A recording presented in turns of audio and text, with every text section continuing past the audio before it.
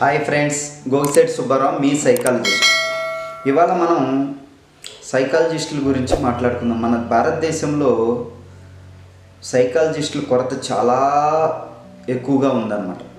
ఎందుకంటే అమెరికా లాంటి దేశంలో మన రీసెంట్గా గణాంకాల ప్రకారం, సెన్సస్ ప్రకారం అమెరికాలో ప్రతి 10 లక్షల మందికి 300 నుంచి 400 మంది మానసికమైన నిపుణులు, సైకాలజిస్టులు ఉన్నారు అంటే, మన ఇండియాలో 10 లక్షలకి 2, 3, 4 కన్నా ఎక్కువ మంది లేరు అన్నమాట.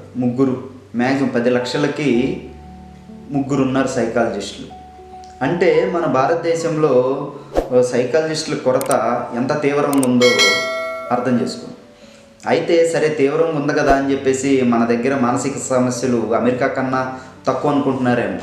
అమెరికా కన్నా మానసికమైన సమస్యలు ప్రపంచంలోనే అన్ని దేశాల కన్నా మన భారతదేశంలోనే ఎక్కువ మానసికమైన సమస్యలు ఎక్కువగా ఉన్నాయి మనకి. ఎందుకంటే ఏదన్నా మానసికమైన సమస్య వచ్చినప్పుడు సైకాలజిస్టుల దగ్గరికి వెళ్ళి, సైకాట్రిస్టుల దగ్గరికి వెళ్ళి కలవటం అంటే మనం ఎంతో నామోషిగా, ఎంతో సిగ్గుతోనూ, ఎంతో తక్కువగాను, పక్కన వాళ్ళు ఏమనుకుంటారో, పక్కన వాళ్ళు నన్ను మెంటలోళ్ళు అనుకుంటారేమో, పిచ్చోళ్ళు అనుకుంటారేమో, ఒక ముద్ర వేసేస్తారేమో అనే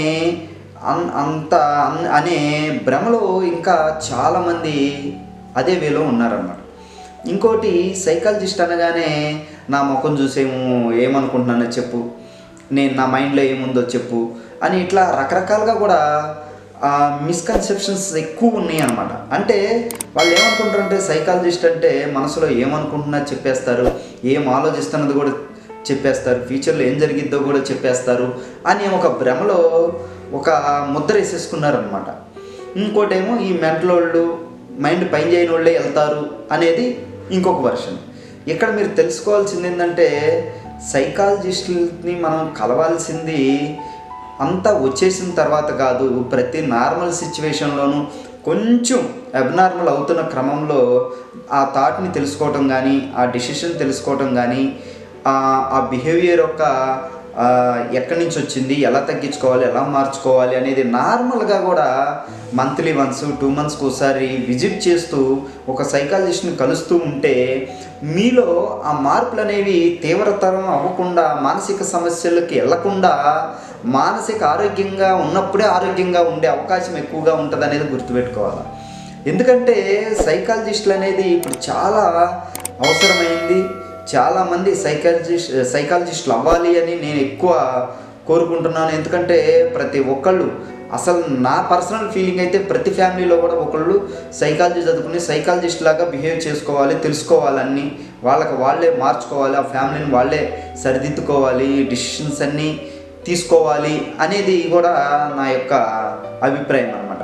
కాబట్టి అది అందరికీ సాధ్యపడకపోయినా ఎంతో కొంత సైకలాజికల్గా మనం స్ట్రాంగ్గా ఉండటానికి, సైకలాజికల్గా యాక్టివ్గా ఉండటానికి, వాటి గురించి తెలుసుకోవటానికి, ఆ థాట్స్ ఎలా వస్తాయి, ఆ బిహేవియర్ని ఎలా చేంజ్ చేయాలి, ఆ థాట్ కారణం ఏంటి, ఆ థాట్ని ఎలా చేంజ్ చేస్తే బిహేవియర్ మారుతుంది అనేది, ఆ థాట్ బిహేవియర్ దాకా రాకుండా యాటిట్యూడ్లోనే మనం ఎలా కంట్రోల్ చేసుకోవాలి అనేది, ఇలాంటివన్నీ మనం తెలుసుకుని ఒక బిహేవియర్ కారణం అనేది ఆ రోజు జరిగిన ఇన్సిడెంట్ అది కాదు అనేది మీరు గుర్తుపెట్టుకోవాలి, అది తెలుసుకోవాలి ముందు.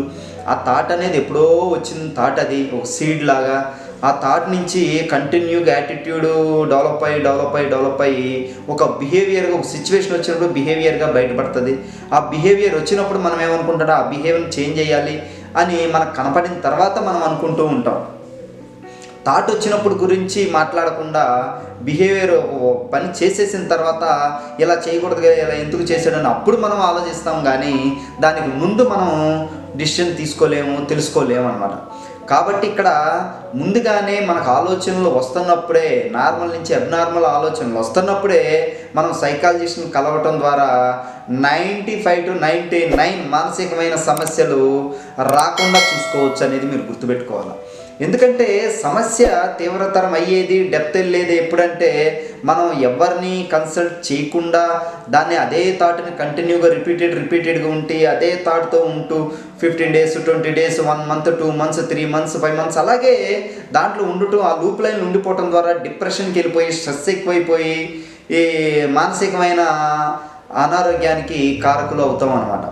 కాబట్టి ఇక్కడ ముందు తెలుసుకోవాల్సింది ఏంటంటే ప్రతి ఒక్క విషయానికి మనం ఒక సైకాలజిస్ట్ ద్వారా, ఎక్స్పర్ట్ సైకాలజిస్ట్ ద్వారా డిసిషన్ తీసుకుంటున్నప్పుడు, అడిగి మాట్లాడే సలహాలు తీసుకుంటున్నప్పుడు, సజెషన్స్ తీసుకుంటున్నప్పుడు, సెషన్స్ తీసుకుంటున్నప్పుడు మనం కొంచెం రిలాక్స్ అయ్యి నార్మల్ స్టేజ్లో ఉండి నార్మల్ వర్క్ చేసుకునే అవకాశం ఎక్కువగా ఉంటుంది అన్నమాట. కాబట్టి ప్రతి ఫీల్డ్లోనూ ట్రైనింగ్స్ ఇలాంటివన్నీ మన వర్క్ ఉంది. కొత్త ప్రాజెక్ట్ వచ్చింది, కొత్త ప్రాజెక్ట్ రాగానే దానికి సంబంధించిన ట్రైనింగ్ ఇస్తారు. కొత్త ఫార్ములా వచ్చింది, దానికి సంబంధించి ప్రాక్టీస్ ఉంటుంది. అట్లా ఏదైనా కొత్త విషయం వచ్చినప్పుడు, కొత్త ప్రాబ్లం ఉంది మ్యాథ్స్లో, దాన్ని నెంబర్ ఆఫ్ టైమ్స్ మనం ప్రాక్టీస్ చేస్తాం, రివిజన్ చేస్తాం. అట్లా ఏ విషయాన్నైనా మనం కొత్త విషయాన్ని ఏదైనా చేయాలప్పుడు దానికి ముందు ప్రాక్టీస్ చేస్తూ ఉంటాం, దాని గురించి ఎక్కువ తెలుసుకుని ఎక్కువ ట్రైన్డ్ అవుతూ ఉంటాం. అలాగే మన రియల్ లైఫ్లో కూడా మనం ఒక పొజిషన్ నుంచి ఇంకో పొజిషన్కి వెళ్తున్నప్పుడు మన మైండ్ సెట్ను కూడా సెషన్స్ తీసుకుని, కౌన్సిలింగ్స్ ద్వారా సెషన్స్ తీసుకుని దానికి సెట్ అయ్యే విధంగా రీసెట్ చేసుకుంటే మనం యాక్టివ్గా లైఫ్లో ఉండగలుగుతాము, డెసిషన్స్ యాక్టివ్గా తీసుకోగలుగుతాము, యాక్టివ్గా బిహేవ్ చేస్తాము, మంచి రిలేషన్స్ మెయింటైన్ చేసుకోగలుగుతాము. మానసికమైన ప్రాబ్లమ్స్ అన్నీ మనం స్టార్టింగ్లోనే గ్రహించి ఆ ప్రాబ్లమ్స్ రాకుండానే చూసుకోగలుగుతాము. కాబట్టి ఇక్కడ గుర్తుపెట్టుకోవాల్సింది ఏంటంటే సైకాలజిస్టుల అవసరం చాలా ఉంది. ప్రతి ఒక్కళ్ళు ఒక ప్రొఫెషన్ నుంచి ఇంకో ప్రొఫెషన్కి, ఒక స్టేజ్ నుంచి ఇంకో స్టేజ్కి, ఒక ఏజ్ నుంచి ఇంకో ఏజ్కి వెళ్తున్న క్రమం ప్రతిసారి ఏదో ఒక రూపంలో ఎవరో ఒకళ్ళ దగ్గర మీకు నచ్చిన సైకాలజిస్ట్ దగ్గర సెషన్స్ తీసుకుని ముందుకెళ్తున్న క్రమంలో మీరు యాక్టివ్గా, ఇంట్రెస్టెడ్గా, ఫోకస్డ్గా లైఫ్ లీడ్ చేయొచ్చు అనేది గుర్తుపెట్టుకోవాలన్నమాట.